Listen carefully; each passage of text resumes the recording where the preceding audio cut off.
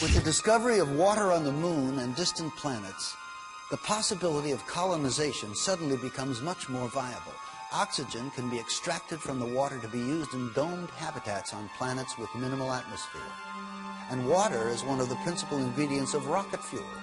This find increases the possibility of unlimited treks across the stars. We've had reports to the effect that the Viking equipment will never determine positively whether or not there's life on Mars. Can you set us straight on this? Well, my own view is it's much too soon to decide whether we will have a definitive answer. It may be that there is an exotic biology on Mars. It may be that there's an exotic chemistry which looks a little bit like biology. There's a number of experiments to be done. They might decide the issue, they might not. But either way, the Viking has been a biological success because the chemical explanation means that there is a kind of chemistry on the Martian surface which simulates some of the steps of chemistry in biology. We would learn something important about the origin of life. In October 1988, the Soviet Union sends two unmanned spacecraft, Phobos 1 and 2, named for one of the Martian moons, to study the red planet. Phobos 1 is lost while on its way to Mars. But Phobos 2 arrives to orbit Mars and immediately sends images back to Earth. On March 1st, 1989, pictures of this unusual grid are received. The grid, here in the upper right, is shot both in the optical range and in the infrared range. Later, they are merged into this composite overlay. On March 26th, Phobos 2 sends these images to Earth, taken just south of the equator. An unexplained elliptical shape appears. This shadow actually appeared all of a sudden. Why am I calling it a shadow? Because you can see things through it. This elliptical shadow, then, is it in Mars' atmosphere or on the planet's surface? One thing is for sure. This something is not positioned horizontally. Well, to me it looks like a rocket taking off from the surface of Mars and leaving a trail behind. Well, if you'd want to fantasize, it could be interpreted that way too. Now we think we ought to look at the real circumstances that have caused that trail, even though they haven't yet been fully clarified. That's more likely to be the shadow of some object, since surface elements can be seen through it. How long will it take to process all of the information to get more or less objective scientific results, rather than fantastic ones? Come back in a week. 1 week later, no details are given. Then, unexpectedly, this report. Last year, the Soviets launched 2 spacecraft to the planet, both named after the Martian moon, Phobos. Their mission was to photograph Mars and land probes on its moon. One was accidentally switched off by a mission operator. But the second reached Mars and transmitted pictures that are still puzzling Soviet scientists. As it swung over the equator, it took pictures from a height of 6,000 kilometers. This is an infrared photograph. It shows differences in temperature. The dark patches are colder. This section covers 600 kilometers. It shows objects down to the size of 2 kilometers. It's the most detailed infrared picture of the planet's surface. We have some very, very thin lines on the surface of Mars in the infrared, which means it's heat.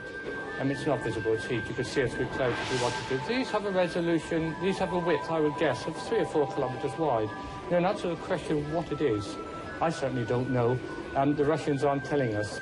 Scientists are also puzzled by this shadow pictured on the surface of Mars by both optical and heat-seeking cameras.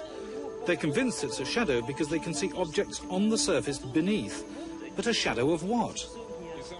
Finally, there's the mystery of the vanishing spacecraft. The Russians have yet to release the last picture transmitted by Phobos before it lost contact with ground control.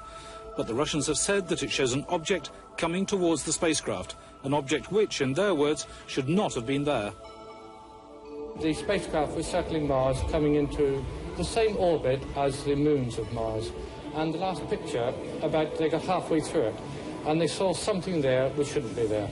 Professor Kapitsa makes the joke that it's Martian people. British scientists will be able to judge for themselves when the Soviets bring their pictures to a conference at Exeter next month. Because, of course, there must be a sensible explanation, mustn't there? The Russians do not bring any pictures to the Exeter conference. How does the Russian Space Agency explain the spacecraft's destruction or disappearance? It does take a minimum of precision criteria to obtain on the image these spots, which some would like to call flying saucers. that appeared within the visual field of the infrared range. It must be pointed out that the flying saucer version is not ours. Actually, at first we were saying that there was no flying saucer, that surely all that we saw could be explained in understandable, natural and physical terms. One possibility could easily be that a small meteorite, a small bit of rock, was in the same orbit of Phobos and hit it. In an exclusive interview conducted in October 1990 in Moscow, Professor Lev Mukin of the Soviet Space Research Institute discredits the meteorite theory. There were attempts to hypothesize that there had been a collision between the space probe, which was then orbiting Mars in alignment with the orbit of Mars' moonlet, and strands of dust surrounding the moon Phobos itself. But some fairly accurate computations made by several organizations, and by our institute as well, have shown that this assumption is totally baseless. If not meteorite or debris, then what could possibly explain the mishap? A long silence follows. Then in December 1991, Marina Popovich, former cosmonaut trainee and retired Air Force colonel, holds a surprise press conference at the Russian consulate in San Francisco. She unearths the mysterious last photograph taken by Phobos. There is a strange shape in the foreground. Colonel Popovich refers to this as an unidentified flying object, a UFO. The object is juxtaposed against what appears to be the planet's tiny moonlet, Phobos, for which the craft is named. But how is the mysterious shadow explained? The Russians say it is a shadow of some object on or just above the Martian surface. Upon further examination in April 1992, when all of the related photographs are compared side by side, scientists reach the conclusion that the shadow is actually moving. If Mars was indeed the site of a space base in antiquity, could the failure of these Soviet space missions be attributed to some sort of alien intervention? Could the ancient space base have been reactivated?